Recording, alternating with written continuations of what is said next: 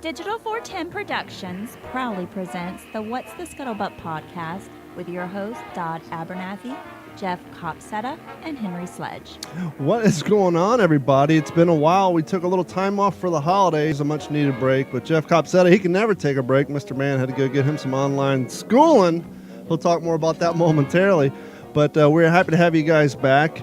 And it's kind of a special day for us here at the What's the Scuttlebutt podcast because this is episode number 100. And we want to appreciate everybody who's coming and hanging out with us tonight on the live stream and each and every one of you who tune in every week now that we do a weekly episode. And I just want to thank each and every one of you for your continued support. Jeff, Henry, how are y'all doing tonight? Happy 100. Thank you. Happy 100 to you guys too. Yeah, good to be here. Appreciate it. So real quick, Jeff, you posted something online. You said, hey, we kind of took a little time off, but there's never time off from learning. And looks like you took a pretty interesting online history course. You want to dip into that a little bit? Oh, yeah, real quick. So you done forgot about it. I'm getting into education, and I'm teaching at the high school here where I graduated 20 years ago now, but my goal is to get into the history department. Right now I'm covering their Spanish classes. So I've got about 2 years left. So I'm signed up for Southern New Hampshire's online history program. So those classes start in February. So I thought, well, I got my associates a couple years ago. It's been a little while, so I've got to kind of get back in the rhythm, of having deadlines and doing online, schooling. So my grandfather was a recipient of a newsletter from Hillsdale College called Primus. And when he passed away, it was passed on to my dad. My dad still gets the newsletter. For whatever reason, they always send him 2 copies, like some weird glitch. So I get a copy and my dad gets a copy. And a year or so ago, maybe a little longer than that, on the back of this one newsletter, they were offering a brand new American history course. And all of their online courses are free. I mean, that's a no-brainer. So I enjoyed that course so much. I think I've taken 3 or 4 more since then, all about history. And this latest one, and it's one of their newer courses called The Second World Wars. And this is put together by historian Victor Davis Hanson, who's just absolutely great. And it's just a really unique, I don't want to say, maybe unique's not the right word, but for me, a little bit eye-opening. As far as just how detrimental to the human race World War II was. I just always tend to look at things from the American perspective, and to lose 65 million people off of this planet because of that war, and America only losing about 400,000, almost really a drop in the bucket. I mean, and of course, 400,000, a lot of guys and gals that were lost during that war, but nothing like 8 million in China or 15 million in Russia. So it was a great course. I thought I'd share it, and I've just been plugging along, taking one on statesmanship and Winston Churchill right now that I'm really enjoying. Isn't it amazing when you do something like that, even after all these years and all the leisure reading that we do on the topic, that there's still so much more to learn? I mean, the vast coverage of what happened during World War II, you can almost read something every single day and not learn everything. Right. Yeah. It's almost like the more you learn, the more you realize you didn't know. It's incredible. Well, and that's why part of the thing we've always done here is look for other people who know about the topic, because even with the 3 of us, with all the knowledge we have, we could still only cover just a little tidbit of it. And so that's why we're always constantly throwing it out there. Hey, if you guys you know a lot about a subject, maybe something we don't cover, and you want us to cover it, send us an email to mailcall@WTSPWorldWar2.com, or even better, if you think you can come on and hang out and maintain a conversation with us for 35, 45 minutes and help contribute to the show audibly, we'll be more than happy to have you on. We're far from snobs here. The gates are wide open, and anytime anybody has anything that they can contribute, we'll be more than happy to have you on. Absolutely. Sorry for that. I've been fighting a cold since before Thanksgiving, and I still got it up in my sinuses. Well, we want you to drink our cold medicine. My grandfather's cold medicine, which I'm mixing with Diet Coke tonight, believe it or not. Speaking of Thanksgiving, how did everybody's holidays go? Were you able to do what you normally do? Was there any kind of restrictions on anybody due to the COVID or any medical things, or was it just another normal year for everybody? We had family come over to my house, so it was really good. I mean, for me, it was the best Thanksgiving yet because of my new son. It was his first one. So, Sure. The holidays are always kind of a time of, remembering loved ones that are no longer around and enjoying all the new ones. So I always have good holidays, guys. It's every year. Maybe my kids like, man, Dad, you always say this is the best Christmas ever. I'm like, yeah, but it is. Every Christmas gets a little better so. I was getting ready to say, you're about to go out and do the whole My First Christmas ornament shopping routine because you got a Christmas right around the corner for him. Yeah. Oh, that's good stuff, man. Okay. We go all out for Christmas around here. My wife's got this place looking like a Southern Homes and Gardens expo. Oh yeah. Christmas done threw up in our house. Let me tell you, I've got a garden railroad outside out there that's all lit up with Christmas trees and everything, and I've got a light up Christmas wreath on my 1950 DeSoto driving around town with it. It's still weird for me, even though I've lived in Florida now longer than I've lived anywhere else, and before living in here, I lived in California. But just because I grew up in Kentucky and Ohio, it's still weird to me to have Christmas without the cold weather and the ice and the snow and the tree change. I mean, I'm down here in the swamps, and other than it being What's the 80 temperature down there now, Jeff or Don? This week it was like in between the 70s and 80s, and like I've been trying to go fishing, which this is my first time winter fishing, and all summer long the water temperature is 95, and now it's like 72, which up north would be considered warm, but down here it's cold. So yeah, I mean, it's just like any other day as far as our foliage goes. It's just instead of it being 98, I think it was 82 today. Yeah, but Christmas is the one time of year that I like cold weather. Yeah, I always loved October when I was growing up north. The leaf change just always does it for me, and it's so funny because I remember growing up, staying out the school bus. Once it got 50, we all put shorts on. Now I've been living down here for so long. Once it hits 72, I'm wearing sweatshirts and jeans, so I've totally acclimated to the area. But I thought it would be kind of fun just to go through a little bit of brief history of the What's the Scuttlebutt podcast, and we can kind of see how things developed and progressed. Here's a little fun task for those in the listening audience, and even Jeff and Henry. Get out a recorder, sit in a room by yourself, and try to put together an hour-long podcast. You'll find it's quite difficult. And so one of the things I always did when we started this thing is I would just book on guests, because I knew, even with my terrestrial radio background, I was a producer of a radio show. I talked to two hosts, so I never had that background of being like a radio DJ who sits in a studio by himself talking to the audience. And so for me, it was always weird to try to sit down and do a podcast by myself. And so one of the ways I created a crutch for myself was to always book a guest. And that kind of forced me to track down some really interesting people. I'm not going to play clips of all of them. I do have some honorable mentions here too. But here is the opening of episode 1, which we all know aired in 2018, but actually recorded it in 2017.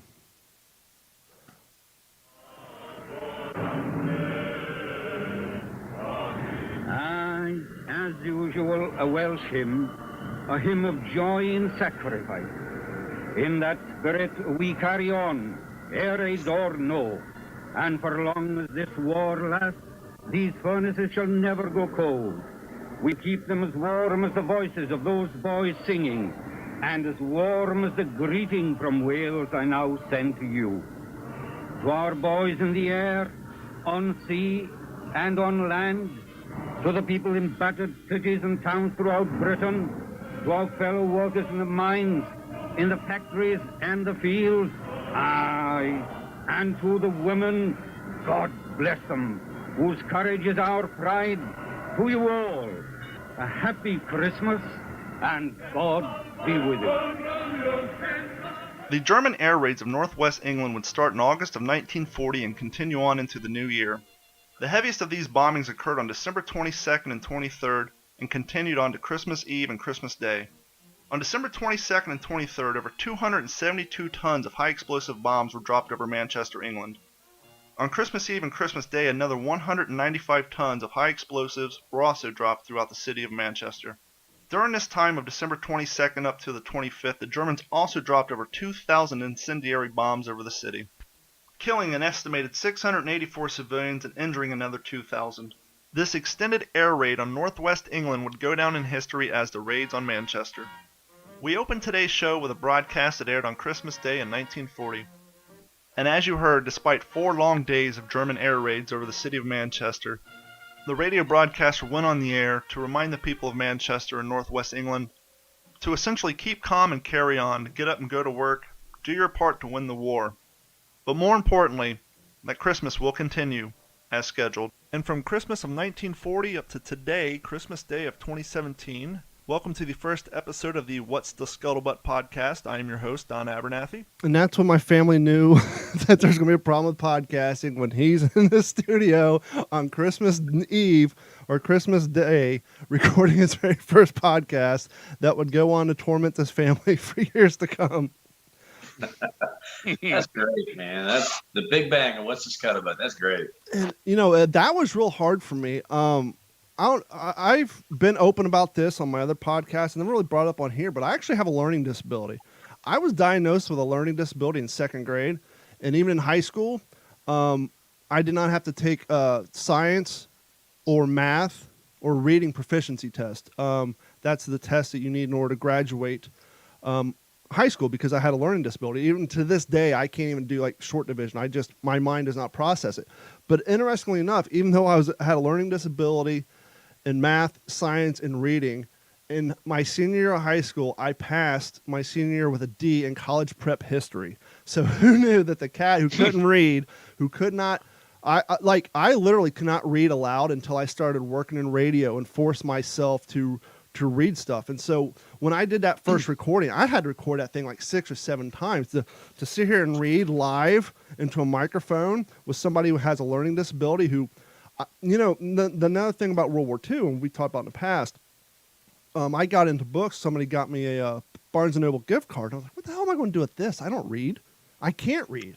And then that's when I picked up the book about Beyond Band of Brothers, the one about Garnier and Heffern. I got in a bookstore when I was flying back to Ohio from LAX, and I read it, and it was the interest I had in World War II that encouraged me to read. And I found what my teachers and my parents and everybody had been telling me since I was a kid that I never believed in. It was, if you actually find something that you enjoy reading, reading will not be a burden. But if it's something you can't stand and you have a difficult time doing it, then you're not going to. And actually, just like anything else, the first time you do something, you're never good at it.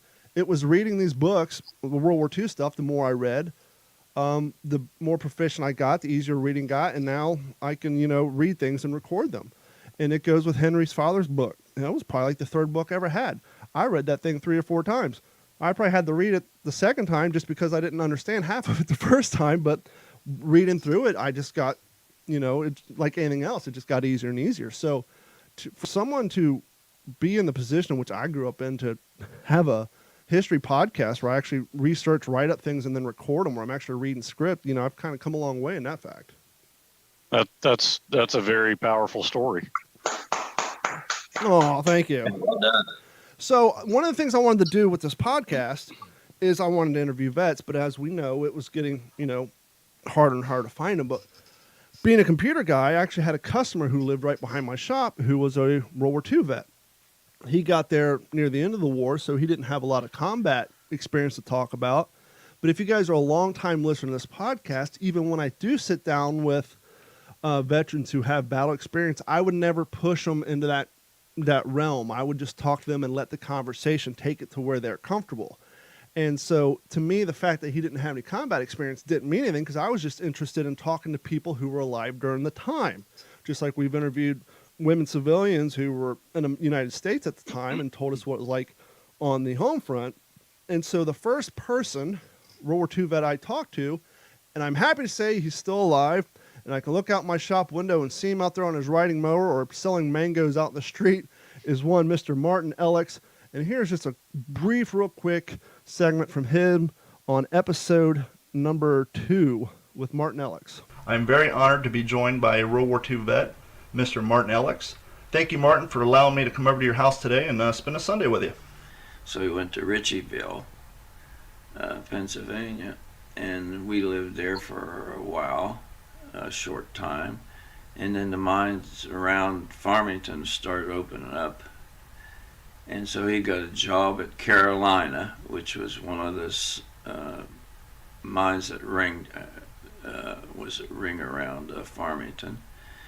And but they would not hire you unless you lived in their house. So we had to rent our house out so that we lived in a company house. And we lived in that company house probably for 2 or 3 years, and then finally there was a sort of a war with a rebellion with the miners against the company's policy, and they had their own police force. The company did. Kind of like the Pinkertons, but not the Pinkertons. They rode on horseback and stuff. I remember that as a kid, and of course a lot of people attacked each other and had a lot of problems, and finally they settled it up and we were able to move into our own house. And that's one of the interesting things when you're talking to somebody who's born in 1925 up until modern day. Not only did they see World War II, but as in the case of Martin Elix and his family, that little segment of his interview, I usually start off, where were you born, where were you raised up? And we were talking about the Great Depression. And as you heard him say, his family actually had a house, but in order for his father to get a job working in the coal mines, they had to lease out their house so that they can move to the company town, because in order to work at the coal mines, much like the old song say, 16 tons and what do you get? Another day older and deeper in debt. St. Peter, don't call me because I can't go. I owe my soul to the company store. To work in the coal mines, you got paid with company chit, which was their coins, which was only good at the company store, and to pay rent at the company house. And so here I am sitting down with this World War II veteran, and we do a history on living in coal mine towns and how his dad was basically working for essentially free because the money he was earning at the coal mines had no value outside the company town. And the only money they actually made was the money leasing out his house. And so it's always interesting where these conversations go, even if it's not World War II per se, but just life in the 30s and 40s is always interesting to me. It really brings home just how different it was. Yeah, and I think I may have mentioned it before. I was at my grandmother's house, or at my mom's house, and she had some of the company coins at my grandfather, because he was born in Eastern Kentucky, and he was a coal miner. And then he got tired of the coal mine scene, and then he moved to Richwood, Kentucky, worked at my great-grandfather's dairy farm, and that's how he and my grandmother met before he went off to war. And hopefully maybe playing some of these clips will invite some of you new guys, the new listeners, to go back, because all these episodes are still available over at WTSPWorldWar2.com, or if you subscribe on iTunes, it'll just download the entire catalog. But all 100 episodes are still available up on our website. And if you guys don't mind, I'm going to skip the clip number 3. This was an interesting one that was brought to me. This is another interview, but this is a guy who lives here in Southwest Florida. His name's Fritz Lindenbrau, and he was 6 years old in Germany during the war. And I pulled an interesting clip. He kind of talked about growing up in school, how the Nazi propaganda was presented to them. And then there's a clip to me which is very telling. After all these years, this is 2018. This happened in 1944. When telling this story, he still has a tear come to his eye, and he starts to break up a little bit.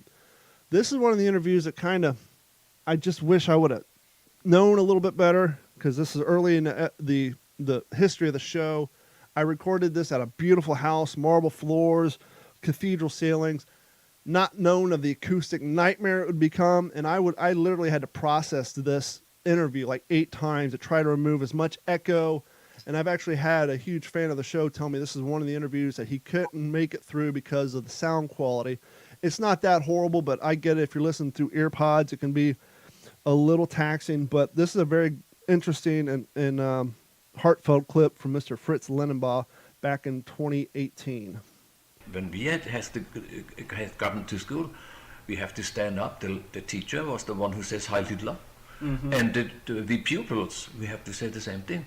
And we even sing the song, you know, the national anthem, you know. Sure. Deutschland, Deutschland, über alles in the world, you know. This brainwash stuff there, you know, yeah. High priority target. Absolutely, inclusive the Autobahns. As a matter of fact, I remember a lot of times when there was a signal where the train had to stop because there was a train station a couple of miles further down. And when the train stopped, all the passengers had to go out of the train and had to go under the train. Under the train. In case they were strafed by air. Yeah. In case they're, you know, we knew always, as a matter of fact, when we got bombed, because we were lucky enough, that was the last house of the town where we lived at the time. And we could look all the way down to the city of Mannheim, and we could see where the Americans had gotten across the Lachs, where the bridge was, it blew up, where the Americans walked across the Lachs, you know. Yeah, so they came across, and there was a dam right there on the Neckar River, and this is where they positioned themselves. Okay. There was a fight in front of our house. Really? There was the which we saw and there were the Americans. They've been apart approximately maybe 2 kilometers, something like this. They fought and fought and fought until all the Germans got killed. Was it days, hours, weeks?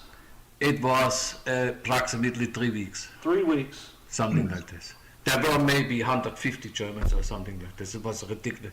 And I'll never forget this. My uncle and me as a boy, we been out in the attic and could look. There were the Germans and there were the Americans. And shooting, constantly shooting.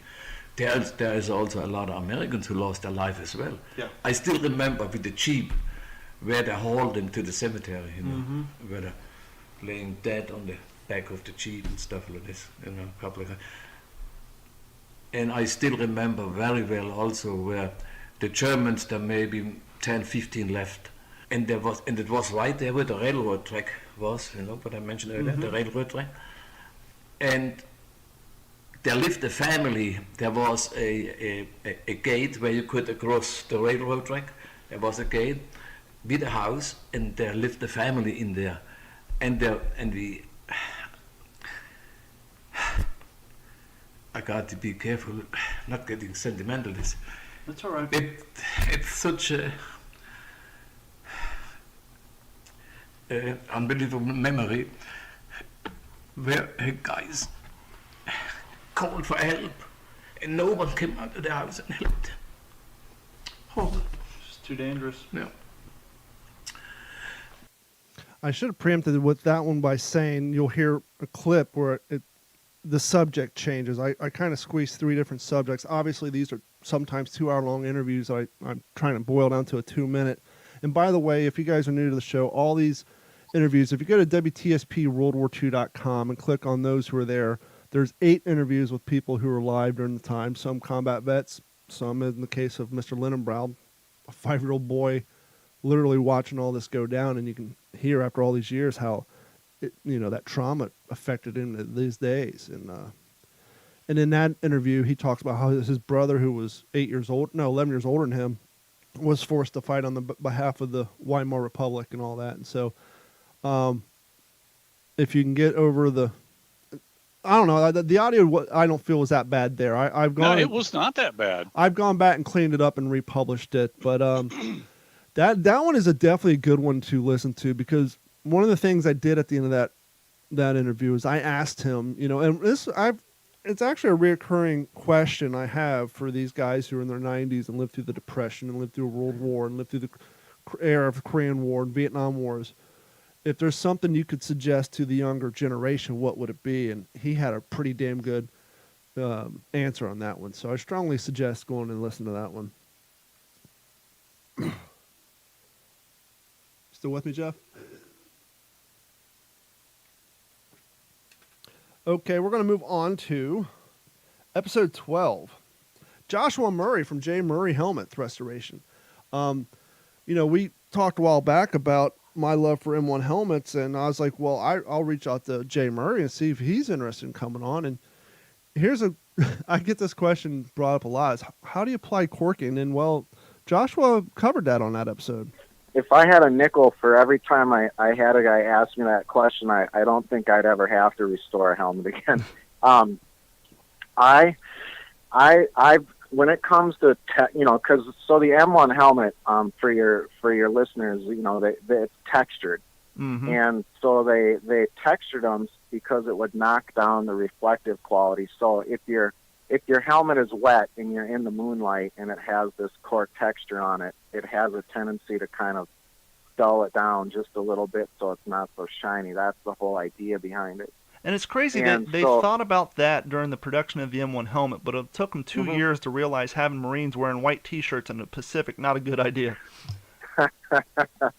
Corking a helmet, when I first got going on helmets, I tried everything, even down to buying and mixing like drywall mud. If you look at an office wall or sometimes in your home, there's that little texture on the wall, and I thought, well, that kind of looks like cork. So I've tried it all, and I remember I have a specific memory when I first started doing helmets. I went to a hobby store and bought a great big giant chunk of cork, like a giant cork stopper, and I went home and I fired up a belt sander.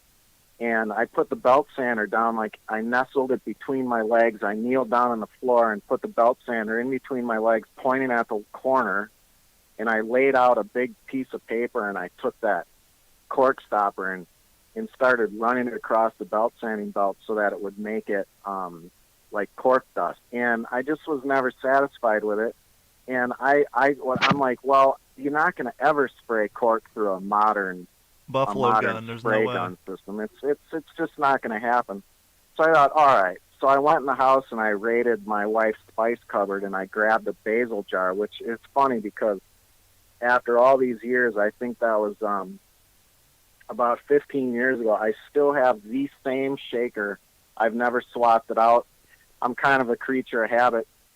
So I think it's interesting, the guy who's kind of like one of the 3 or 4 go-to guys for M1 helmet restoration to this day is still just putting corking in a basil container from his wife's kitchen and dumping on the fresh paint. I have a few more clips to play, but I think we'll take a quick break. I know, Jeff, for most of y'all listening to this, you'll be hearing it tomorrow on December 7th. And, well, that's a anniversary in its own right. So I want to let Jeff take over a little bit on that, and then we're going to read a news article or two, and then we'll get back with, I got 3 more clips, and then we'll go from there. But Jeff, you had a few things you wanted to say? Oh, sure. So, yeah, I think it aligns well that tonight is December 6th, because I kind of wanted to talk a little bit about that. And it spawns from a program that I did last year on December 6th. And it was a Pearl Harbor program, but I guess the 7th probably fell on a Monday, I'm assuming, since it's a Tuesday this year. So we did the program over the weekend on the 6th. So when I was preparing my speech, I started thinking, okay, how can I, you want to always try to make a connection. Yeah. How can you get people to, you don't think that they're like Don and Henry, that they kind of know this stuff. So you got to try to make a connection with them. And it's even harder when, well, it's not exactly today that's the anniversary either. You really kind of lose them. So, yeah. Okay, December 6th. So I wanted to think about December 6th, 1941. And that was a Saturday, obviously, since the 7th was Sunday morning. So I started thinking, what was December 6th, 1941 like in Pearl Harbor? What was that Saturday like? And to kind of set the tone, we have to first kind of think about where the rest of the world was, because on December 6th, we could not have been any further from the war. We had maintained, for the most part, a pretty strict isolationist type policy.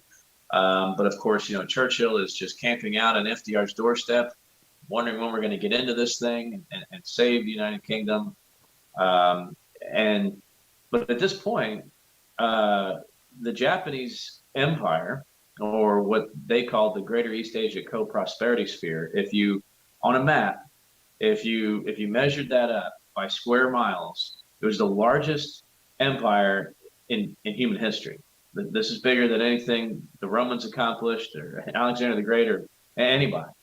Um, they held more of the globe than anybody else on December 6, 1941. And the Germans had, started their blitzkrieg in 39 and overrunning. Of course, those countries are a little bit closer together. They don't have the logistical issue of the ocean, but still overrunning multiple countries in Europe and Northern Africa and pushing east to, into Russia that summer, June of 41. So two very large superpowers are taking over the world, filling it with tyranny and destruction and death. And we've got guys on December 6, 1941, that were fielding the 17th ranked military in the world. 16 other countries are bigger and better than us on planet Earth. We are number 17. Portugal fielded a larger military than we did on December 6, 1941. That's something we really need to let sink in. We had 6 aircraft carriers in the Navy. And we would go on in the next 45 months to build 151, 153, something like that. Over 150 aircraft carriers are going to be built in the next 45 months. Over 200,000 aircraft are going to be built. That is unbelievable to me. So what was December 6th like? Maybe Friday was a payday. Guys are hitting the streets, getting a new tattoo. Maybe they're buying the rank that maybe they just got promoted just in time for Christmas. They're probably Christmas shopping. Guys are going around to the, souvenir shops and buying their kid brother something or something to send home to mom and dad for Christmas, which is just a couple weeks away. I mean, look around you. People have their Christmas lights up, some have their Christmas tree. It's Christmas time, folks. And not to and it mention was Christmas time on December 6th, 1941. And not to mention, we didn't have Amazon Prime with 2-day delivery, so people were out shopping so they can take the 2 weeks to snail mail. And the stores had stuff in them. Yeah, that too. Right. But if you're if you're on the West Coast or in Hawaii and you have family on the East Coast, it's going to take a while to ship that stuff back. And so, like Jeff was saying, you're going all your holiday shopping and you're just out on the town living your life. Right. Maybe catching up on mail. Maybe finally, sending mom that letter back that she sent you before Thanksgiving. Maybe it's time I write her back.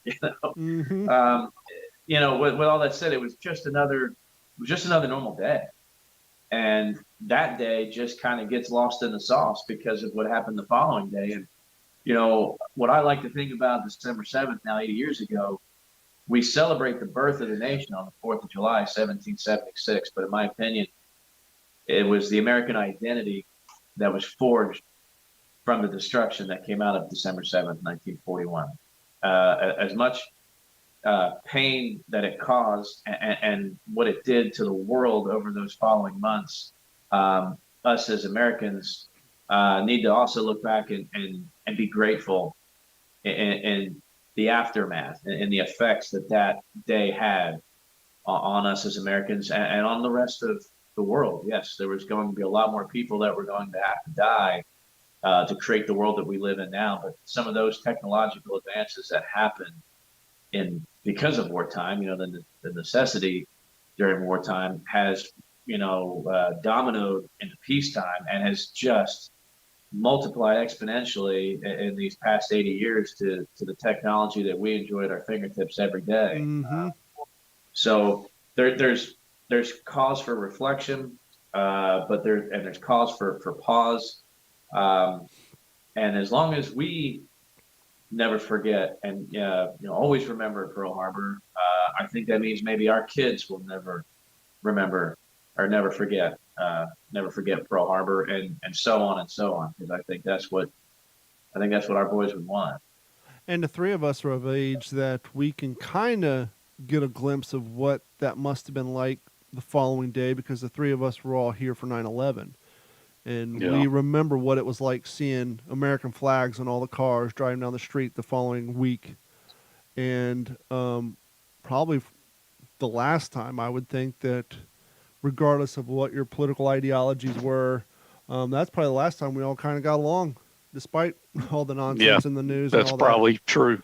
And obviously, a little different, but as far as tragedies and lives lost, we can kind of understand what they're going through, and so it's I don't want to say easy, but it's familiar to kind of put ourselves. Oh, that's what it could have been like for them in 41 and 42, right after Pearl Harbor, and we heard that on the news after 9/11 that they made that connection just due to the sneak attack aspect and the lives lost, but. So, imagine, and earlier, Jeff, you were talking about your newest son. We're all dads here. Mm-hmm. Imagine on December 7th when the aftermath of the attack and you're the parent of an 18, 19-year-old son, or possibly 2 or 3 of them. Imagine what's going through your mind. Because they're going to get called up. They're going to go. And I didn't pull the clip earlier because it's not something that we did. But when I first started this podcast, I still worked in radio, and my Stan and Haney show, they gave me a clip and permission to use. And I strongly suggest those you listening, after you listen to this episode, go to the website or download on the app, look for episode 4. In episode 4, it's a clip, it's an entire interview from Stan Haney show, but they interview a girl who was on Pearl Harbor. She was in Hawaii, she was 8 years old on that day. And so if you want the first-person account of what D-Day was like, go to their website or go on the app and look for episode 4. And you can hear a very interesting interview with a eyewitness of what happened on Pearl Harbor. But, yeah, it's just so... I don't know. It's just crazy how, we were talking about this before the show. It's the younger generation thinks, oh, that's so long ago, but it's not. We still have people alive, and sadly, we're losing more and more every day. And maybe that'll be a good segue into this next sad topic.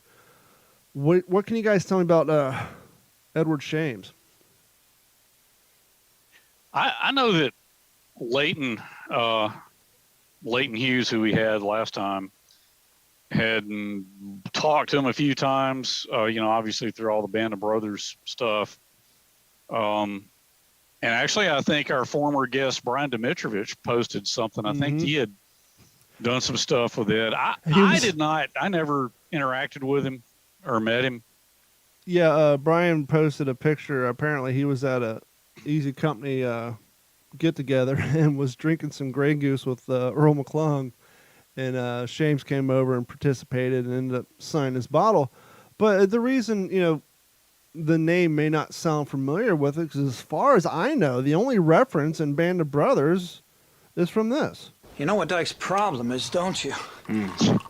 He's just another one of those arrogant rich jerks from Yale. Oh God, not another one of those.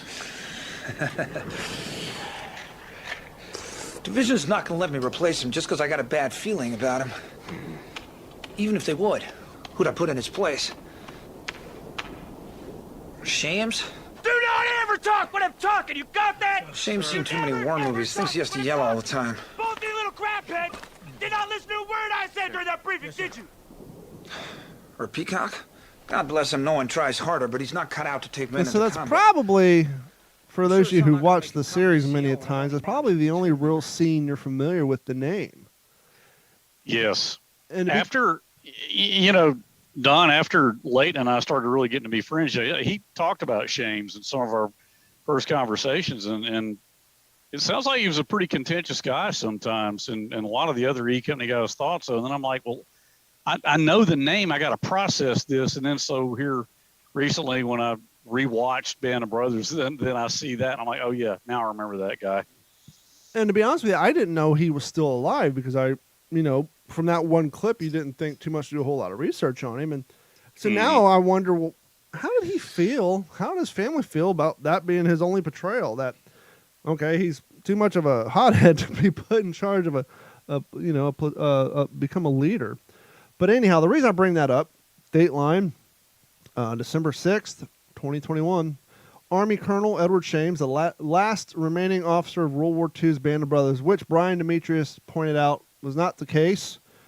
because he is on the spot with his stuff. I'm just pulling up on our page so I can find what he said. He said, incorrect CNN, Brad Freeman of Easy Company is still alive and well. But back to the story. CNN, Colonel Edward Shames, the last surviving officer, not so much as we just pointed out, of the World War II Parachute Infantry Regiment of the U.S. Army, known as Easy Company, died Friday at the age of 99. God bless him. Quote, Shames passed away peacefully at his home, said the obituary posted in the Holloman Brown Funeral Home and Cemetery. During World War II, Shames was a member of the renowned Easy Company 506 Parachute Infantry Regiment, the 101st Airborne Division, known globally as the Band of Brothers. According to the obituary, the story of Easy Company was later immortalized in the HBO miniseries, as we just said 3 times before, Band of Brothers. Shames was involved in some of the most important battles of the war. He made his first combat jump into Normandy on D-Day as part of Operation Overlord. According to the obituary, Shames gained a reputation as a stubborn and very outspoken soldier who demanded highest standards for himself and for his other soldiers. And so I did a little quick searching around the old YouTube, and I found an interview with him. I'm not going to play the whole thing. Here's a quick 2-minute snippets, basically talking about where he came from and then what he did at Birch's Garden. Oh, sorry, I had the volume turned down from where I so gracefully faded us out of the previous clip.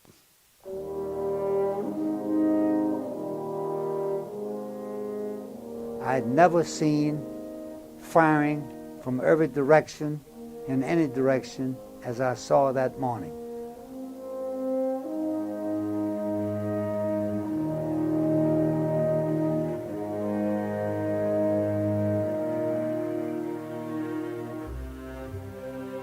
I was born in Norfolk, Virginia, June the 13th, 1922.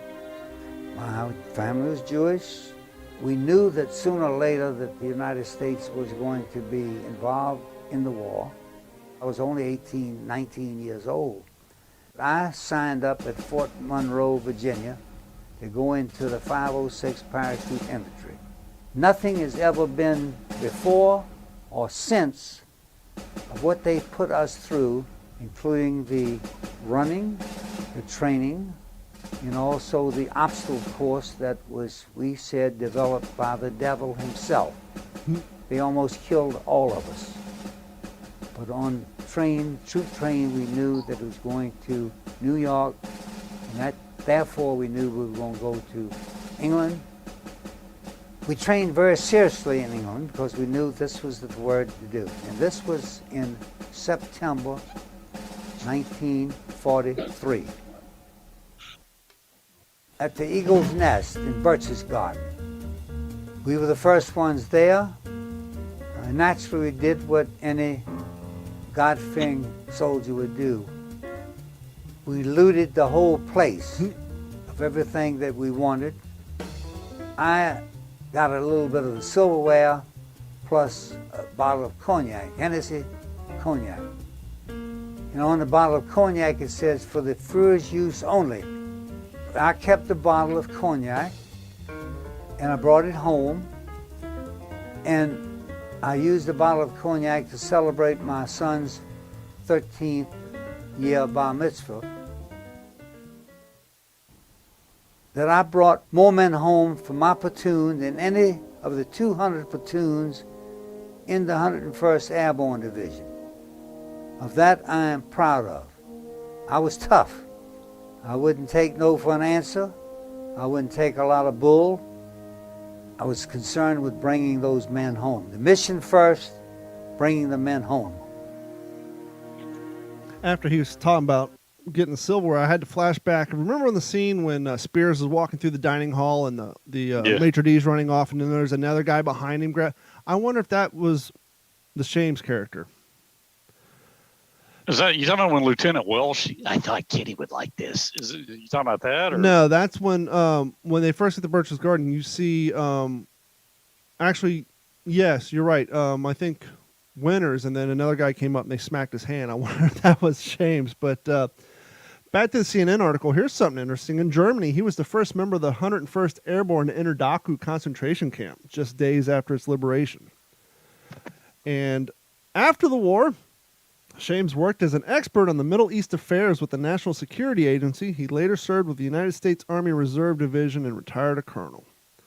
And then it goes on to give his obituary. So, not only survived the war, but to live to 99. I mean, most civilians aren't even that blessed, especially of that era, to, survive all that and then have the good health to live to 99. I think we can all attest that if we're lucky, we will live to 99.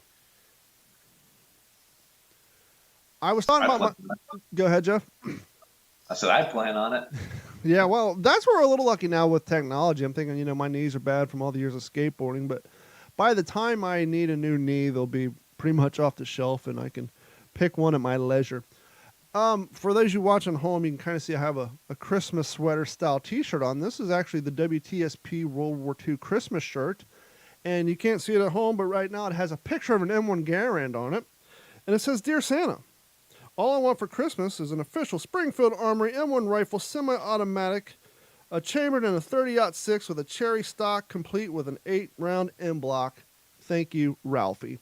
So I took the line from the Christmas Story about wanting the Red Ryder BB gun, mixed it up a little bit, slapped on an M1 Garand, and that's the official WTSP Ugly Sweater Christmas shirt. So you guys can head over to WTSPWorldWar2.com and find your shirt there and get one to have for your next Christmas party. You'll be the talk of the town. That's pretty cool. I may have to get one of those. Yeah, well, the first year I made it, I sold quite a few of them. A lot of the reenactors bought it. Oh, and real quick, while you're there, please head over to WTSPWorldWar2.com and click on the Patreon link. We got a few new patrons helping to support the show.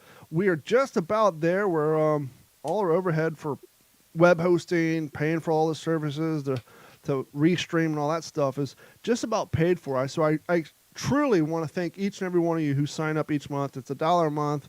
There is a $7.50 a month plan. After month 2, I will send you a free T-shirt. Actually, I just posted for all members from last week that I made some new podcast stickers for the What's in Your Head podcast, and I announced that this week now, we're going to be giving away some WTSP stickers. Obviously, I'm going to be sending Henry and Jeff some too. I'm going to print up the stencil like the T-shirt Jeff has, and then I also do a version of the Lucky Strikes logo. And so I will send you guys some of those, and those are the vinyl cut stickers like you see on the back of people's cars, not the printed up stickers that tend to peel off and delaminate. Do you want to do your book suggestion before we get to these next 3 clips there, Jeff? Oh, yeah, I can do that. The one I'm reading now, I'm not quite through, is this one. Gotta love green screen. This one here, Day of Infamy.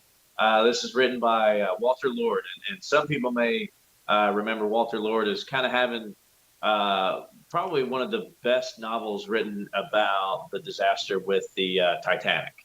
That was a book, A Night to Remember. It came out in the mid-50s. So, and this one's about the same time. This one I want to say is maybe early 50s when it was originally published, mid-50s, somewhere in there. But so along those same lines that he wrote the other one, just kind of real, that you don't get caught up in too many technical details. It's just personal story after personal story, this ship, and this ship, and then this ship, and he keeps it all in chronological order, which is really great. So you just kind of get an overall sense of what that morning was like. There's no backstory. And for any of you that have read, like, At Dawn We Slept, it took about 25 years for them to write the book. It takes you about 20 years to read it. Like Winds of War. It's everything you could ever possibly want to know about it. Whereas this is like a little, 180-page paperback, throw it in your briefcase, read it on your lunch hour kind of thing. Great book. But I also finished recently this one here. I know this is not World War II. This is about the spy ring that helped save the American Revolution. Brian Kilmeade and Don Yeager have kind of a series out that they've done on some topics in American history, and this is the first one I read. And what I wanted to read out loud real quick, you guys will get a kick out of, because it makes me think. During World War II, the English, the British soldiers were pretty upset about so many American boys at home or at their home in England while they're all fighting the war. Of course, the overpaid, oversexed, and over here motto came out of that. But let's go back, and this is from a letter written by a cavalry officer. His name was Lord Rawdon, who, this is from the British perspective. So they are here on Long Island, and this is what he's talking about. And this was written on August 5th of 1776. The fair nymphs of this isle are in wonderful tribulation, as the fresh meat our men have got here has made them as riotous as satyrs. A girl cannot step into the bushes to pluck a rose without running the most imminent risk of being ravished, and they are so little accustomed to these vigorous methods that they don't bear them with the proper resignation. And of consequence, we have most entertaining courts-martial every day. Okay, boys. They may have complained about what happened in England in the 40s, but it sounds like they were dishing it out on Staten Island in the 1770s. So I thought that was interesting. And the last thing I want to talk about, we're going to save for when we kind of get into where it all started for us. But so those are the two books I just recently finished, and one that I'm in the middle of. You're talking about it takes you 20 years to read it. And I had a flashback before I started reading all these books. I kind of said earlier that the first book I read was the one about Babe Heffron. Then I had a flashback. One of the first books I read, it was at my dad's house, was Winds of War. Have you read either that or War and Remembrance? Yeah, Winds of War I read a long time ago. That's 898 pages of like size 8 font. I mean, it's got font the size of the Bible, and I literally Googled it. It's 896 pages. That book was like that thick. Yeah. And my dad had like the small travel version, and I don't know. I think it was in his bathroom or somewhere. And I started reading. I just took it with me, but I actually read both of those, and they're fiction, but it's interesting. Before the show, and before we get back to the clips. Henry and I don't know how we got on the subject, but we were talking about Army men. I'm talking about how, that's what it was. We're planning on doing a future episode talking to our kids and younger cats about what World War II and their impressions of it and how it impacted their lives. And Henry's talking about, when he was a kid, he started playing with the little green Army men, and I made the joke about how, well, they started manufacturing those things in like 1947, and here in 2021, you get onto the Dollar General, it's just the same exact mold. You still got the mortar guy, you got the guy doing the Army crawl with Zim 1, you got the radio guy. But I had a flashback. It had to have been, I was born in 78. I had to have been 5 or 6, so this had been early 80s. And obviously, I didn't know anything about my grandfather and his history, and I didn't know the fact that when I'm 43, I would have his first aid box that came from underneath the dashboard of a Willys. But I just had a flashback. I can remember to this day unwrapping the G.I. Joe Jeep, the Willys, and him looking at it. And it had to be kind of surreal to him that when he was 18, 19, he worked grave registration. I'm sure he around some Jeeps here and there. Something that he related to carnage and probably the worst time of his life. A few short years later, his grandkids stoked to be opening a little plastic version of it underneath the Christmas tree in his basement. That had to be a little surreal to him. I mean, this was early G.I. Joe. This was before they had the Abrams tanks and the B-2 bomber. This was a straight up Army Jeep, and I remember getting that, and I can remember the box, the logo, and the whole 9 yards, and it had to be kind of weird. I can only imagine. Probably same thing for your father too, Henry. I mean, I'm sure you went down the G.I. Joe trail early on. Oh yeah, for sure. In fact, I don't know that it was a Willys, but down at the local dime store, I got a plastic Jeep and had a plastic machine gun on the back of it. And I remember putting it by the bed at night, sleeping by it, so it'd be there for me when I could play with it in the morning. And there was we're talking, I was like 6 or 7 years old at the time, but back in the 70s, my older brother, there was a show that used to come on. I think it was about like some Army guys in the desert, probably in the Med Theater. They always went around in a couple of Jeeps. I think it was the Rat Patrol. Rat Patrol. Yeah. Was that it? Rat Patrol? Yeah. Yeah. And one of the guys had an Aussie hat. And my brother would always watch that show. That was like literally one of the first. The guy said, "Oh, I like that Jeep," So he took me down to the dime store and I got the Jeep, and I mean that was good stuff. The Rat Patrol is a show that's inspired loosely and modeled on David Sterling's British Special Forces services, which use modified jeeps armed with machine guns as their transport through the treacherous desert terrain. Who was in that? Tom Greaves, Christopher George, Gary Raymond, a bunch of people we don't recognize. Hey, before we move on, I got a book suggestion of Absolutely. my own. You want me to do that Yeah, now? please. I didn't want to inundate the entire show with clips from, the past, but I thought it'd be kind of fun for the new listeners to hear kind of how things grew. This is called Soldiers of Barbarossa. Is that showing backwards for you guys? No, you're good. Okay.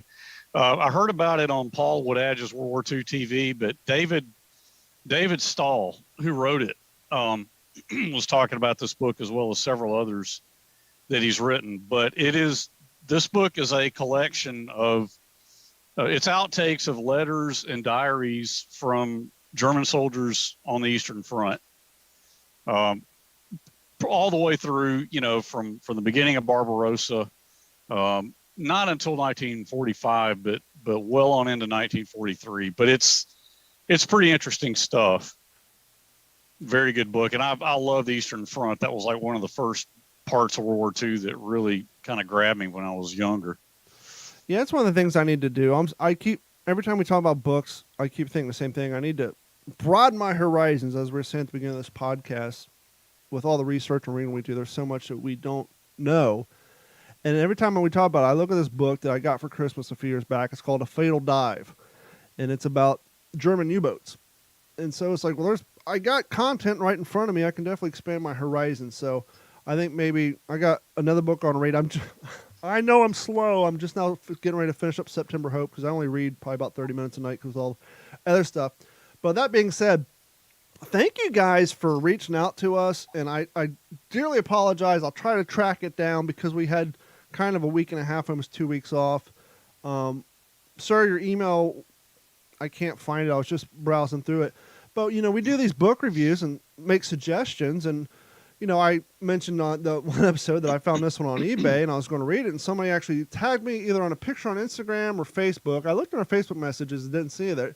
But one of our listeners said, hey, I heard you talking about this book. So he went out and picked it up and he's going to give it a read and let us know what he thinks. And so we definitely encourage everybody, much like we said in the earlier show, if you read a book we suggest, let us know your take on it. Or if there's a book you think we should read, please email us at mailcall@wtspworldwar2.com and let us know what we should read. And with that being said, if you guys don't mind, we're going to hop on down to the next clip. Robert Glenn, USMC. This was a very interesting interview. This one came to me through one of my living history buddies. And I don't have this particular clip in this show, but in his interview, he was laying on a gurney after getting hit with a grenade on Okinawa during the flag raising. And so that's when the war ended from him. But he was a barman. And I always remember one of the things he told me when he got there, fresh off the boat, was walking around and Old Salt looked at him and said, hey, get rid of the tripod off your bar. The Japs look for that. Because let's be honest, a bar from a distance, it looks more like a rifle than it does a machine gun. It doesn't look like a 30 cal or an M1919 or a Ma Deuce. He said that, from a far distance, the only thing that really makes a bar look like a machine gun is the tripods, to get rid of it.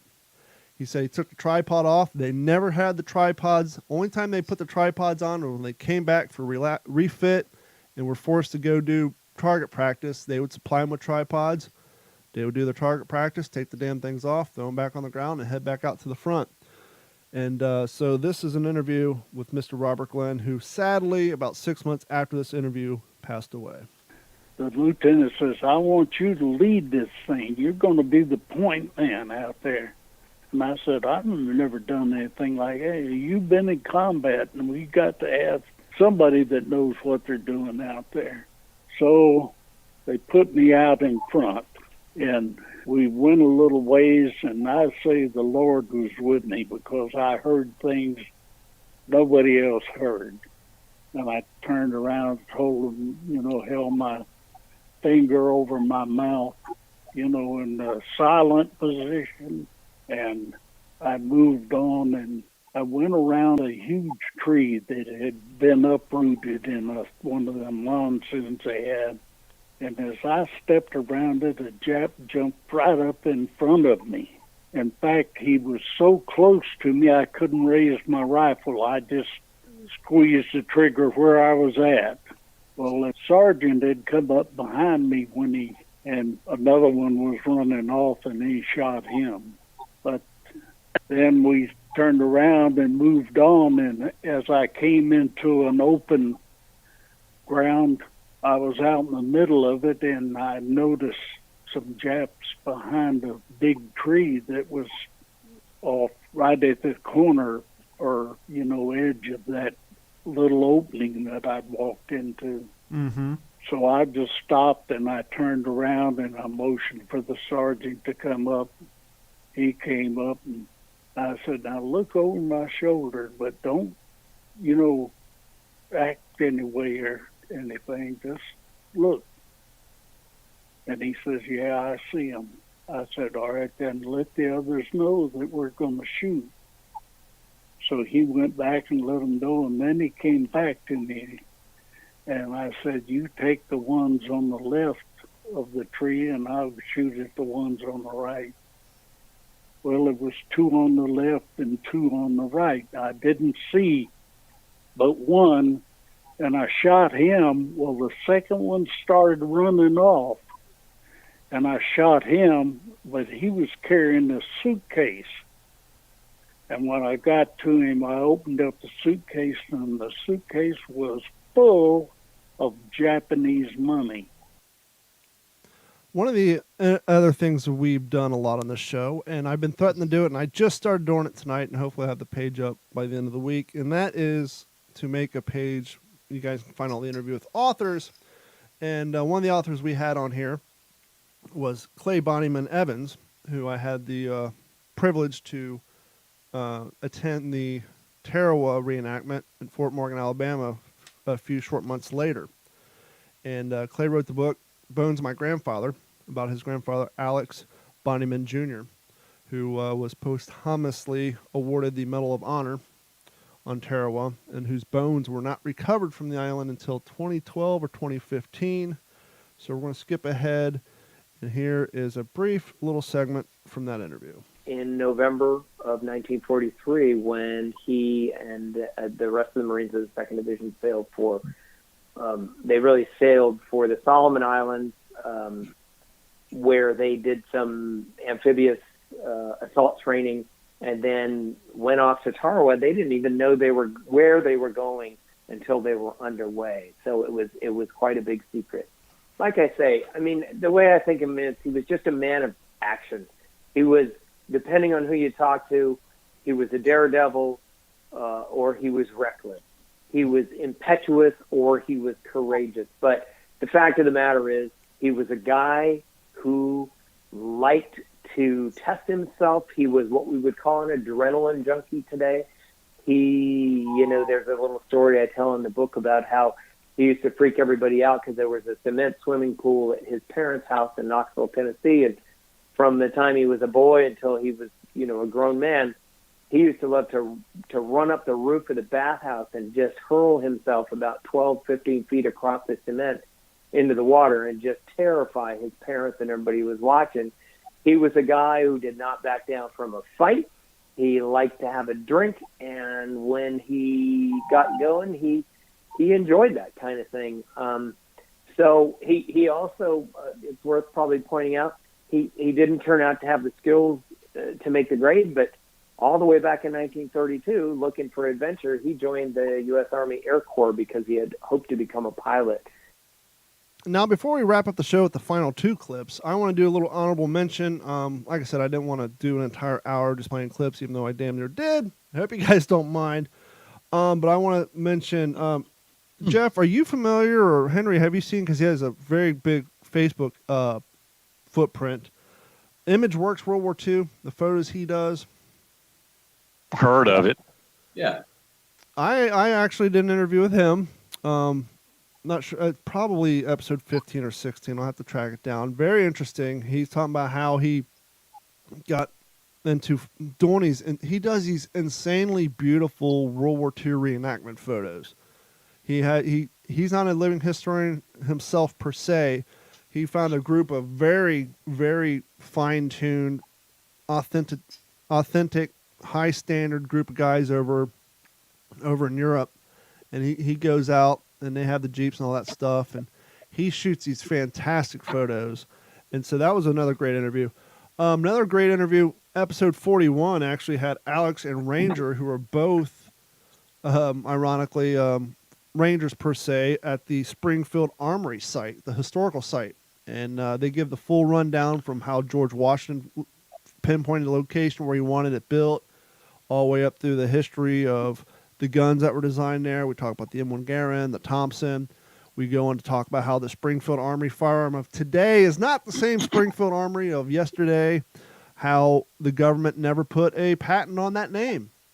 So after they shut down, the name was bought out, sold a few times, and the current owner is the guy who's making the Springfield Armory handguns and rifles you see today. But yeah, that is not, in fact, the same company.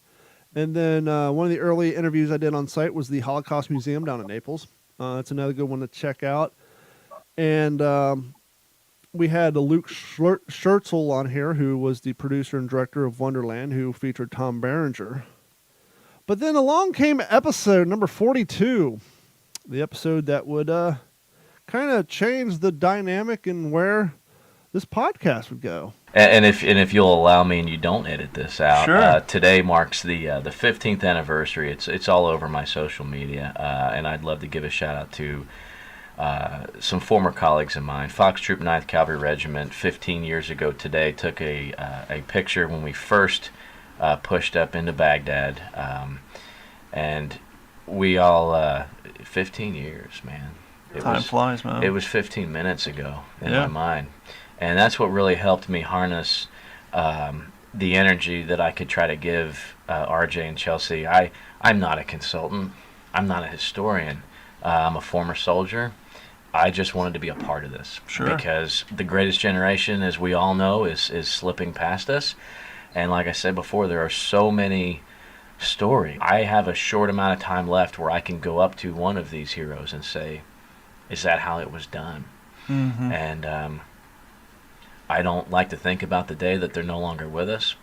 Episode 42, little known fact, that was the episode I interviewed one Matthew McConaughey. No, that was the day I was lucky enough to be brought out to a little house on the island of off of St. James City to interview the cast and crew of Walking Point, and was introduced to yours truly, Mr. Jeff Copsetta. And it wasn't long after that I was flown out to Texas, and we spent a weekend together, and one thing led to another, and here he is, one of the first official co-hosts of the What's the Scuttlebutt podcast, and we haven't looked back since. So that was a huge day for this podcast. I appreciate that. I looking back, I didn't think it was that early on in the 100 episodes. Episode 42. It's incredible. Yeah. And then we had you on, I think, once after that. And then, well, no. Did I have you on before coming to Texas? I can't remember. Maybe. I think maybe we had you on to promote the fact I was coming out there. I'm not sure. I'd have to go back and look. That could be. Yeah. And then we did one when you were there. Yeah, we did one on site. And it's so weird going back and listening to these. I haven't listened to this. Early on, I would put the podcast up and I would listen to it in my car, kind of like the radio equivalent of sound check. What can I do better? How's the quality? And back in the day, I didn't have the microphones I have now. I had some low $25 microphones that picked up every background noise, every burp, and every fart. And I had a little tiny mixing board that if I plugged into a laptop would pick up ground noise. And so it took me a long time to get the clear studio sound with the proper equipment that, it probably took me, between this and my other podcast, it probably took almost a year and a half to get a decent mixing board to figure out, okay, I can't run this all through one computer. A little behind the scenes. My studio, to do this podcast, I'm running 2 computers right now. It takes 2 computers to put up this one episode. So it took me a long time to figure out, I need, because these aren't high powered. Even though I'm a computer guy, it's like the guys on that old show, Pimp My Ride, or you watch any of these shows on Velocity Channel. These guys are working on $100,000 cars, $70,000 cars, and they're driving home in their Chevette. Same way, I'm a computer guy, but I don't have high-end gaming computers here, and so it took me a while to even though I worked in radio, I wasn't a radio engineer, so it took a while to piecemeal all this stuff together on a shoestring budget to get the audio where it is today. But that brings us to episode 92. What could it possibly have? Or 91A for those you keeping track at home. But what happened on episode 92? Well, it might help, Don, if you click this button. So that's why they explored things like my dad being haunted so much by his experience. And Robert Leckie. I mean, he had a harrowing time of it himself. I mean, and the Pacific explored that more than Band of Brothers did. Now, with 3 separate characters and 3 separate storylines, I read all the reviews. I read what people were saying because I was primed. I wanted to know what people thought because I wanted so desperately for people to like it. I wanted desperately to like it. But again, even though I had been coached on what to not compare it to, I still compared it to Band of Brothers. How could you not? And so I'll be honest, and I told you guys this, I watched it when it came out, my wife and I did. And of course, I was so close to the story. There were things, like the damn thing with the 45 and all. Well, and there were other things. And I'm just like, why did they do this? Why did they do that? And I was really angry at first. And roll on a number of years to basically, now. And it's fortuitous the way things work out. But I've gotten involved in a couple of projects that have shown me that the Pacific had legs. It has legs. It stands up. I mean, and I think the people who are going to care about this kind of thing and who go back to Band of Brothers, go back to the Pacific, they have an awareness that, okay, these were 2 completely different projects. And that was big shout to Galen Wagner for hooking us up. That was episode 1. And sadly, well, not sadly, Galen Wagner has announced that after this year, he's going to step away from organizing the event in Alabama. Hopefully somebody takes up that. Oh, really? Yeah. It's a lot of work. He's done like 5 of them. I've known people, Jeff can tell you all day long, the amount of work that it takes to put something like that together and then to do it at a place that isn't part of a job. It's literally a passion project. He doesn't work for the grounds to host it. I mean, it's just, he had an idea. There's not enough Marine Corps representation in this hobby.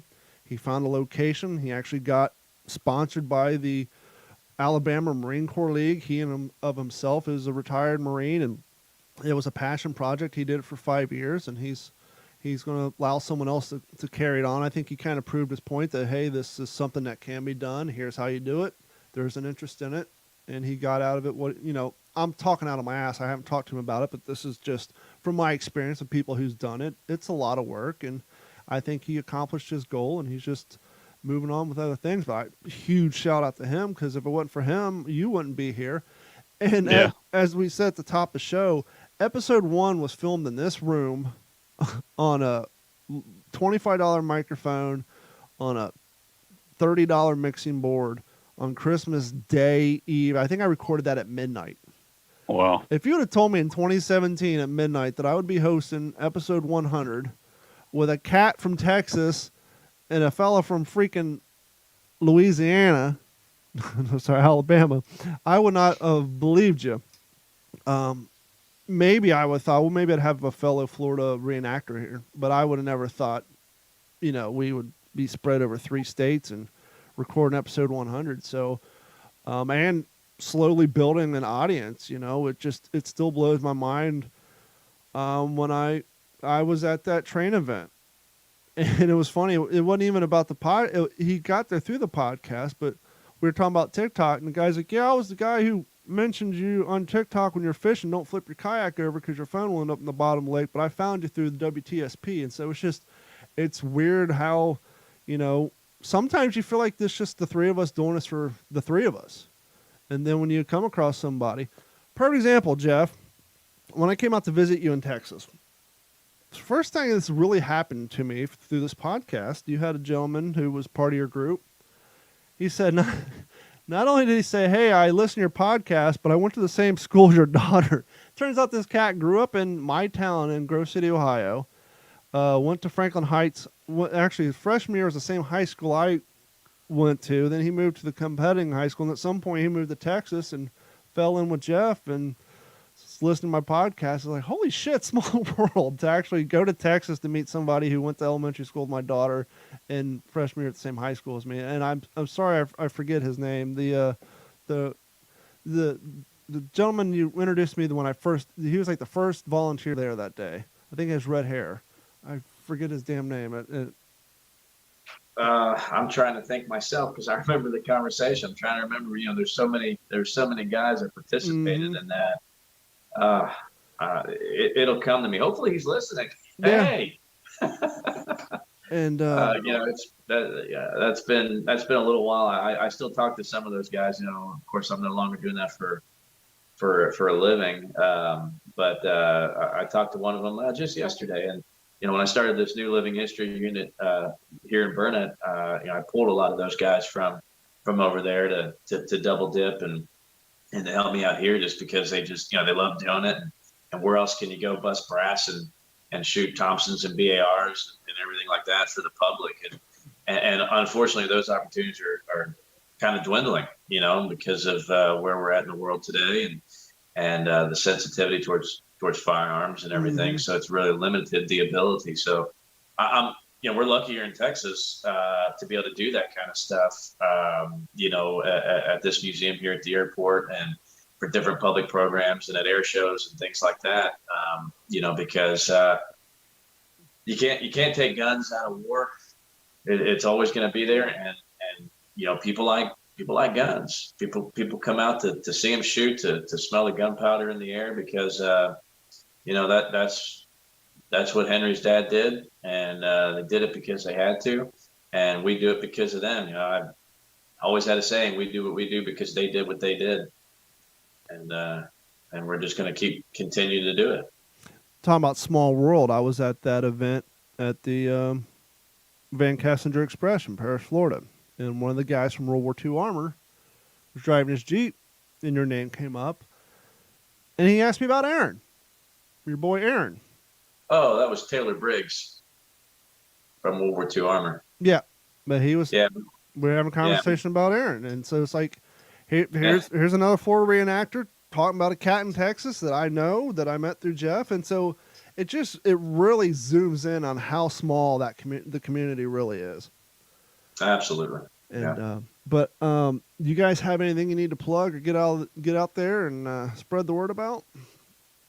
Well, I'd like to talk about where it all began for me real quick. Sure. We talked about this episode where it all began, being the 80th anniversary of Pearl Harbor. We wouldn't be here if not for that day. And I thought it'd be neat to just kind of do a quick shout out on where it began for us. Sure. I think that'd be kind of neat to take turns. And I guess I'll go first, just real quick. Where it started for me was I was about 4 years old. And my maternal grandfather, he passed away shortly after that. So I only have a few memories of him, but this one is pretty crystal clear. Even at that young of age, I had a toy Springfield rifle over my shoulder, properly positioned at right shoulder arms, and on the record player, he put this on, Victory at Sea. There's 3 volumes, volumes 1, 2, and 3. This is the soundtrack to the TV show that came out in the early 50s called Victory at Sea. I think there was 26 episodes. Each episode covered a different facet of the war, all, of course, from the naval perspective. And each episode had its own soundtrack, basically, had its own song. So volume 1, which is what I have here. I have all 3 volumes. Volume 1 is to me one of the best. Songs like The Pacific Blows Over and Guadalcanal March, Hard Work and Horseplay, Theme of the Fast Carriers, and Beneath the Southern Cross. If anybody wants to hear what World War II would be if it was composed into classical music, Victory at Sea is it. And I listen to it all the time when I'm building my scale models or at the background of my office. reading a book. I have that on the turntable, Victory at Sea, and it brings back those memories being a 4-year-old boy, with a toy rifle, and it was then that I knew that World War II would always be a big part of my life, and I'm lucky to have had the opportunities that I have. And I always knew that I was going to serve, and I've also had that incredible opportunity as well. I'd like to mention one more thing before we turn it back over to you guys. Speaking of those who served, some of you know I was in a pretty small unit in the Army. That was it was a selected unit, and we never had more than about 50 guys in it at any given time. And I just got news today that we lost one more who served in my unit. He was a great soldier, and just a good all around guy. And it's tough to be attending another funeral this week for a veteran who didn't come anywhere close to living to be 99 years old. And I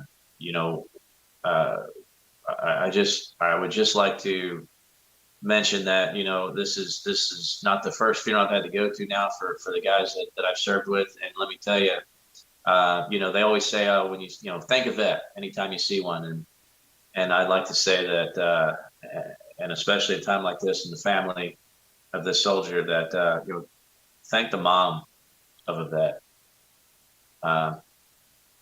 Moms are certainly the most unsung hero in our military today. When guys are bleeding out on the battlefield, they're hollering for their mom, and they're the ones that really truly stand behind every soldier, sailor, airman, and Marine and Coastie that we send to combat. So it's kind of a tough thing. It happens. It happens to all of us who've served. We can't all live to be 100. But if you guys could just keep that family, in your thoughts, and we're going to drive on.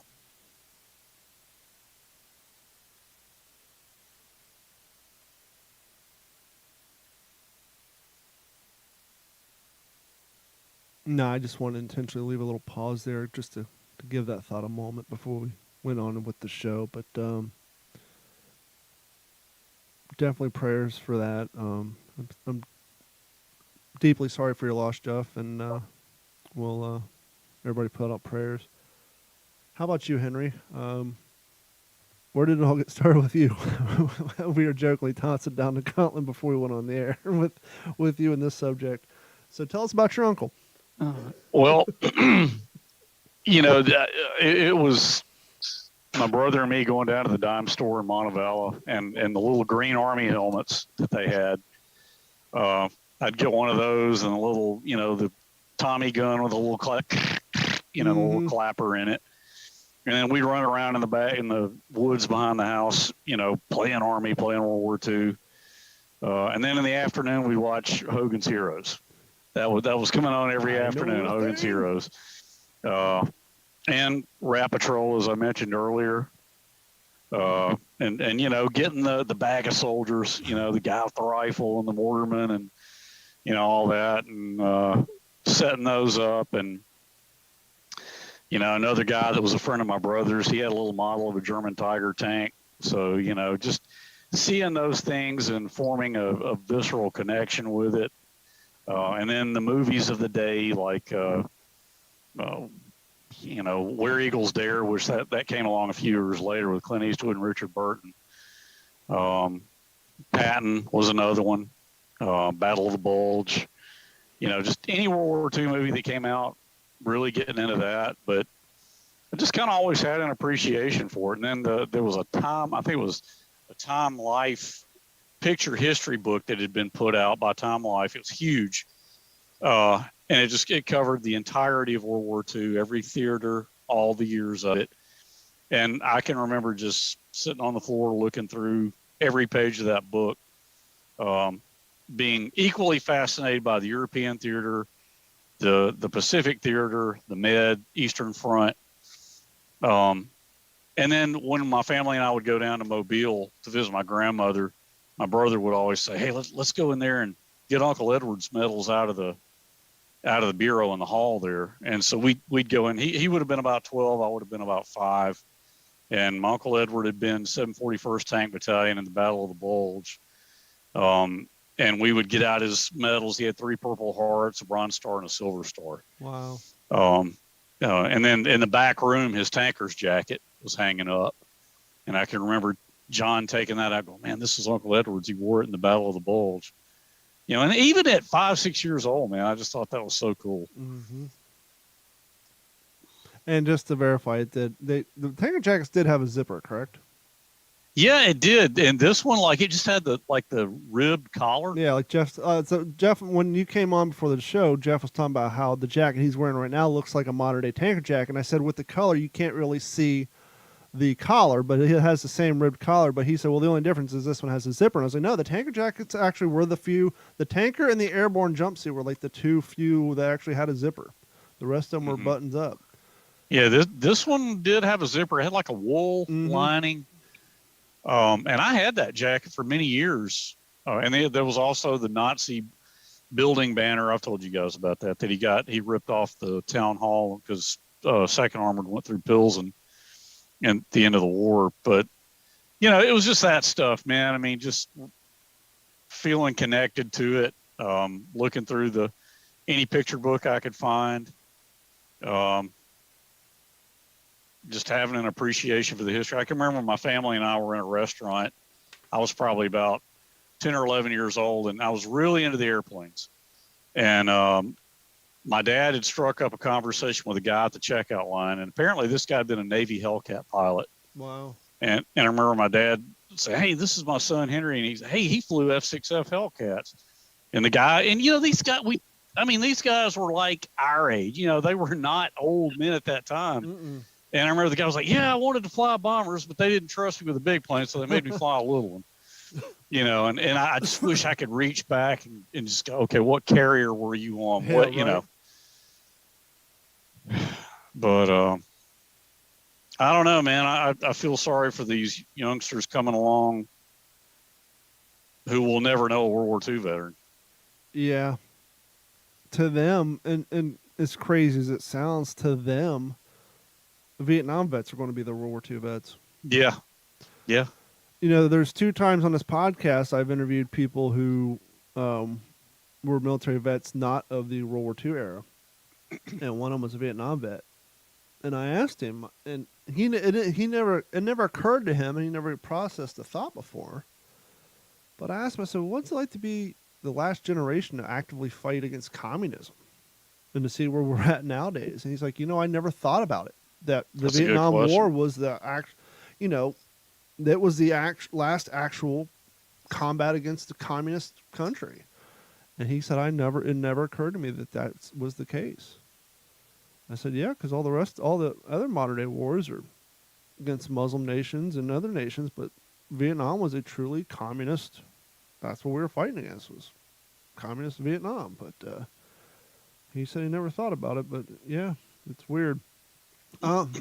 For me, I've told this story multiple times about my M1 helmet, but just the military altogether. For me, when my dad moved my family from Kentucky to Ohio so he could find a better job and provide a better life for us, he got a job at Master Foods, who makes cow cans and Uncle Ben's and all that stuff, Mars, M&Ms, and all that stuff.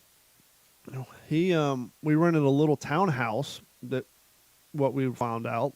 Well, he probably knew, but what I come to find out later was it was military housing World War II. It was on Rickenbacker Air Force Base, named after the air ace Rickenbacker from World War I. And so we grew up on this little military base. At that point, it was basically a skeleton base. It was pretty much a stopover for fuel and to leave equipment at and have air shows every year. It was active, but it wasn't like active. And I went to Hamilton South Elementary School, which was right there off the base. I'd get up and walk to school. I remember the first time I heard the sound barrier broke was in 5th grade, sitting in class, and boom, all the windows rattled because some pilot decided, hey, I'm going to break the sound barrier right over the base. And every year we would have air shows. And my brother was, let's see, when I was in elementary school, he was in 8th grade. And so by the time I got to 5th grade, yeah, he got into Civil Air Patrol. And so he had a pass to get on the Air Force Base. And so by the time I was in 5th grade, we were going to the PX on the Air Force Base. We were going on the Air Force Base, getting our haircuts, and, oh, look, there's Playboys on the table, shit like that. And they had Sherman tanks. We would just ride our bikes and stop and climb into these Sherman tanks and roll the wheels and adjust everything. And so we're climbing in and out of Sherman tanks in elementary school and getting our haircut on the base. And first tape cassette I ever owned, 5th grade, I bought Iron Maiden's Only the Good Die Young from the PX on Rickenbacker Air Force Base. And then off of the base, because it was designed for military living, they had an old defunct hospital. They had an old defunct movie theater. And they had miles and miles of flat, straight road. And so we'd go skateboarding down there, and some of the older kids would, break into the defunct buildings, and there was underground drainage ditches you could ride your skateboards in. But long story short, my best friend's dad was a gunny sergeant in the Marine Corps. And so in the summertime, I'd basically spend every day over there with Danny, and in his basement, he had the full-size GI M1 helmets laying around and gas mask, and his dad would come home and have his Marine Corps PT shirts on and get up and go running in the morning. Every once in a blue moon, if there was a special event, he might come home in his dress blues and all that stuff. And Danny's mom was retired Navy, and so my second family, I basically, every day in the summertime, was basically growing up around a Marine Corps gunny sergeant and former Navy, and he would make us shit on shingles and tell us old Marine jokes and all that stuff. And then, I kind of lost interest in it until fast forward until, like I said, got some Band of Brother books. And when I moved down here in 04, maybe 08, got my first M1 helmet, and then the weight of it. And as I said before, people coming over who didn't formally have an interest in the topic would pick it up and say, wow. And then we'd talk about World War II. And then that's kind of what got me into living history. And the rest is WTSP history. But that's kind of what got me into it.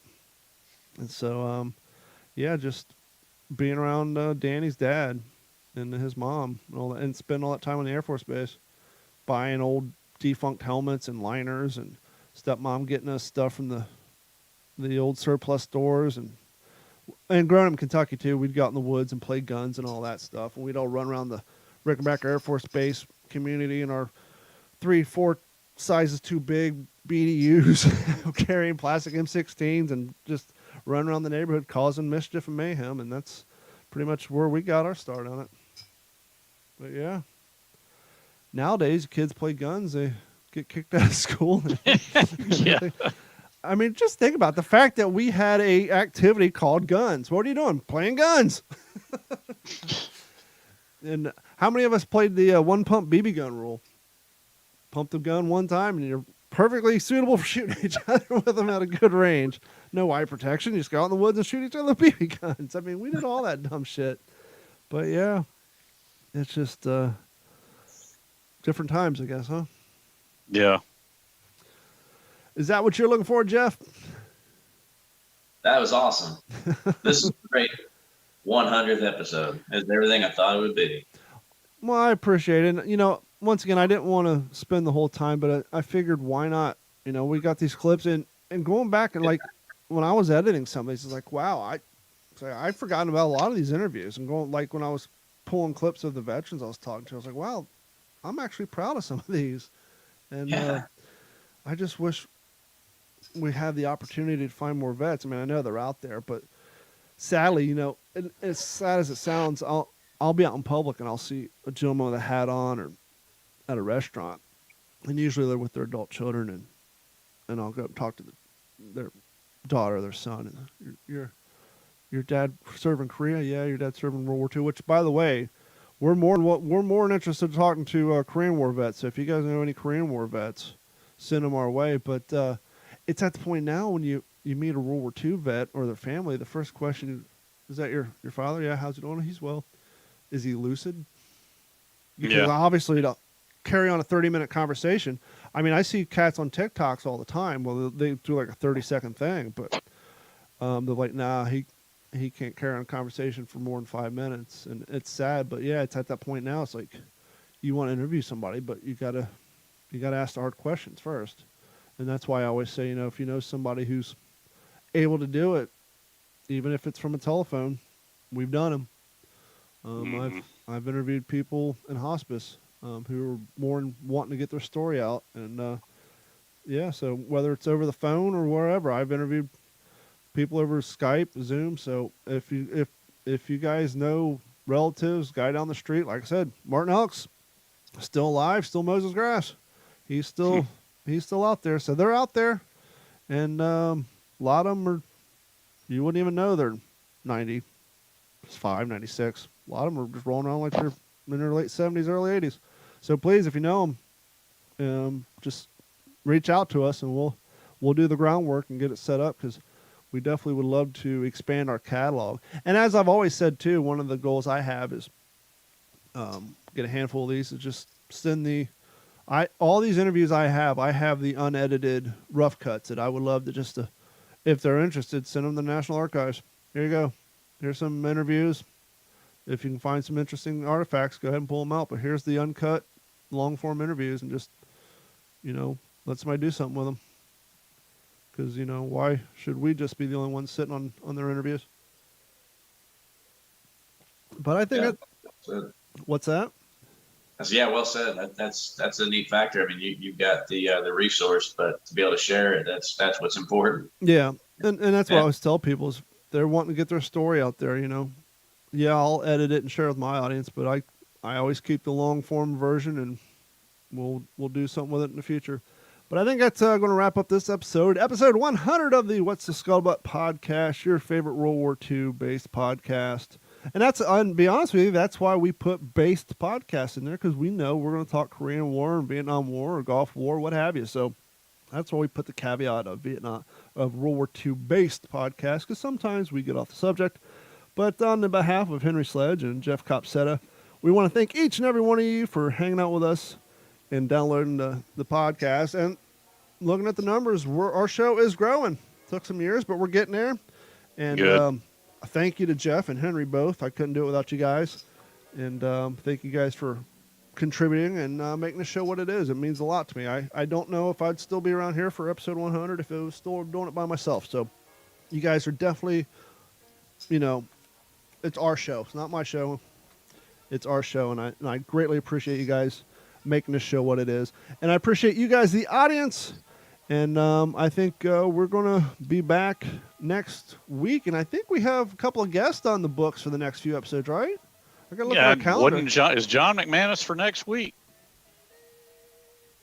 I believe so. I'm going to have to look at our show calendar. I got Matt DePalma up in a couple of weeks. I think McManus is coming on. I got to look at our calendar. But, yeah, we've been beating the sheets and hitting the streets looking for some more guests to come on. Well, so I need to reach out to John.